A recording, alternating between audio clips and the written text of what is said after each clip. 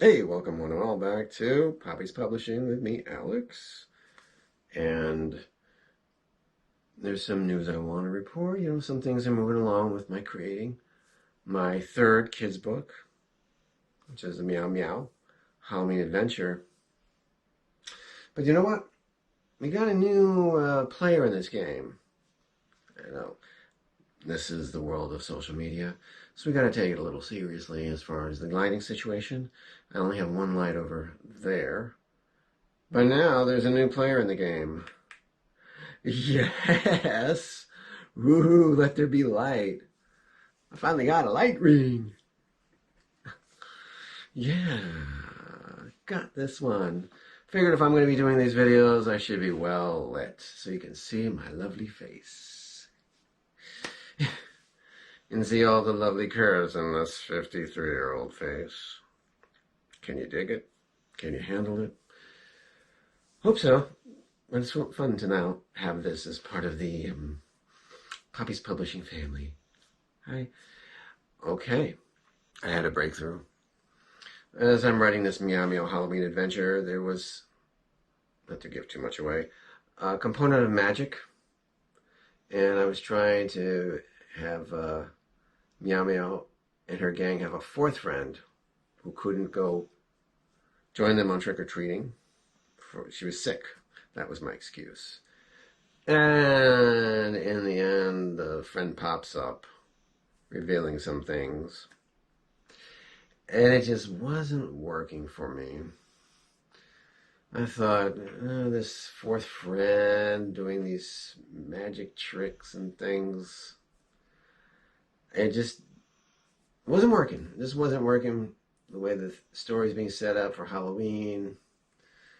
So I rested on it, took some time off. Funny enough, I was watching some family home movies and got an idea. So make something a little more of a mystery. There's no fourth friend that shows up at all. There's this little element of things that are a little bit of a surprise at the end, like they think they're either, they had some kind of strange dream together. Was it a dream? Was it real? I like that. A little bit of mystery for a Halloween story. So that's where I'm at. I made this the third draft of the story. And it feels right to me now. Things are flowing. I think I have a good ending now. A little bit of a hook.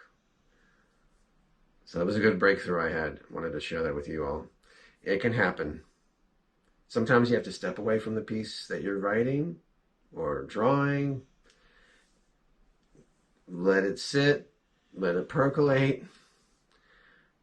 And then come back to it later. And then something may just click. It happened to me.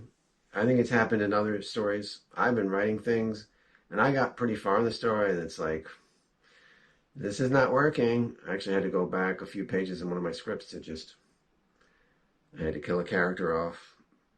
Yep. Kill the darlings, as we say in the writing world. But I had to get rid of one, and it just made the story better. It was supporting the Halloween Horror Night stuff. Gets me in the Halloween mode. It was my favorite place to visit during the Halloween season. So what I did in the previous video, I took you back in time a little bit to when I was doing the first Meow Meow book and what I was going through and my way of figuring things out, because my motto is find a way. And as you saw, I had some early sketches of Meow Meow and what I was going through, and then ultimately fell on what you saw. Then I started penciling some things. I could show you some of those too. Some of my pencil drawings of some of the pages of the book. We'll get to that later. But first, I wanted to pencil draw it. I know I didn't want to try and hand ink the thing, so I wanted digital art. This way I know if there's a mistake, there's room for error. You can resize things, you can erase colors, you can add them back without marring the original copy. So I was looking for some other artists to do this. So I'm thinking maybe the most I'll spend for an artist for a 31 page book, 32 page book would be $200 all in. No. As I was shopping around, most digital artists wanted $30 to $50 a page. That's right, $30 to $50 a page. I'd be like, whoa, that is so not in my budget. But then again, now what do I do? Well, I'm an artist. I've never drawn digitally in my life. So what am I going to do? Well, if they can do it, I can do it, right? How hard could it be? So I reached out to some artist friends and what they use for digital drawing. Some of them use the iPad where they actually draw on the iPad. Like, no, I'm not going to spend more money on an iPad. I have one, but it's an older model and it will not work with an Apple Pencil. Someone recommended this thing, the Wacom tablet. Yes, indeed, the Wacom tablet. For $70, I got this. Comes with your little pad, stylus, and plugs into the back of the computer via USB port. Draw here. See, it's gotten a little worn down. Well, I've had it since, what, 2021? So for $70, I got this. Plus, it came with the ever-important program called Clip Studio Paint, which is a very amazing and helpful program to do your digital art on. A little bit of a rival for maybe Adobe Photoshop. So, well, I got the program with it. It got a 2-year free trial, which was awesome. Here it is loading up. You can see it. I don't know how it looks. You might be able to see a reflection of the ring. And there it is. There you go. But that should give you an idea. That gives you your little canvas drawn, and I was off to the races at a very, very slow start. Because like I said, I've never drawn digitally. I didn't know how to do this thing. So, Clip Studio Paint does have tutorials, but so does YouTube. And boy, oh boy, that was my helpful teacher and instructor. I learned so much that I'll go into later, but just briefly, I had to learn a lot of things with the program and how to do things differently.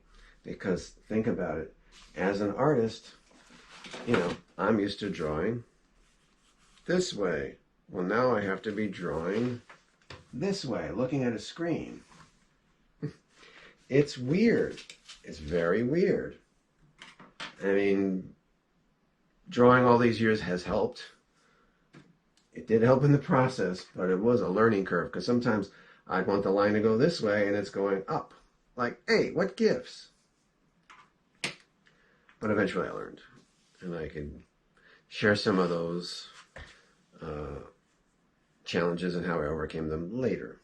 But that's just briefly in the next step of where I was taking my first Meow Meow book.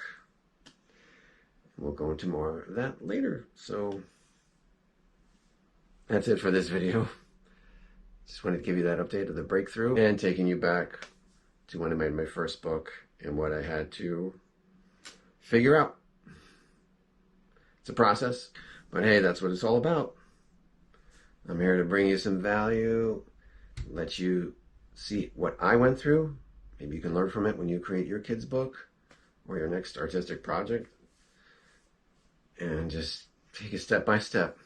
You'll find a way. You will find a way. I guarantee it. Okay, so that's it for this video. You can subscribe and keep track of this playlist, me creating this kid's book for you. And I will bring you more updates as they come along. You know, it may not be daily. It could just be a few days. It could be a week. I'm trying to work on it every day. But if it's worth recording, I'm going to give it to you and share what I've learned to help you along also. So we're in this together. All right. Thank you much for watching, and subscribe. Check out my other stuff. I have other videos and things. You can see my other creations. And welcome once again to the Light Ring. And I will see you on the next video. Take care. See you real soon. And keep creating and find a way.